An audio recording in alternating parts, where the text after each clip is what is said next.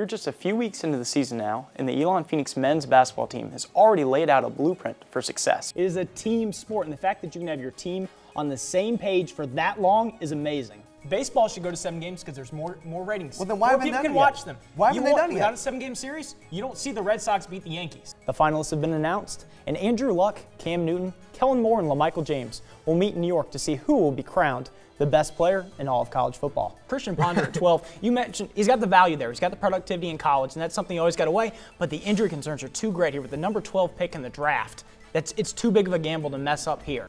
We are back, and it's time to put the finishing touches on this one-on-one bracket. I'm joined by Eric Kendall and Rich Ryan to pick the teams who will find themselves in the Final Four and who will ultimately be cutting down the nets at the end.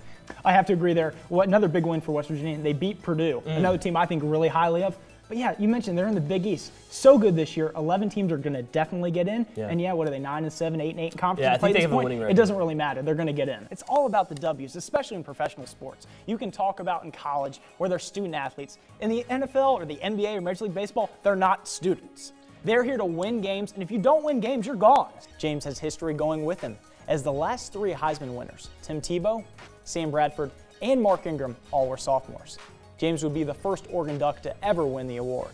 I was taken aback. And that's out of frustration. That's understandable. But the fact is, you go talk to him in his office. You pull him off the side. You don't blast him in the media because then you lose all credibility as a coach. You have to be ready to go. These guys are professional athletes. They're paid millions and millions of dollars each year.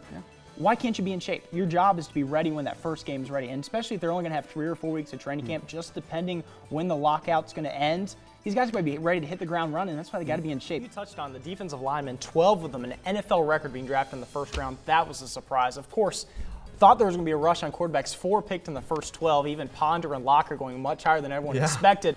Well, ladies and gentlemen, the clock has run out on this week's show, but the good news is that the madness has just begun.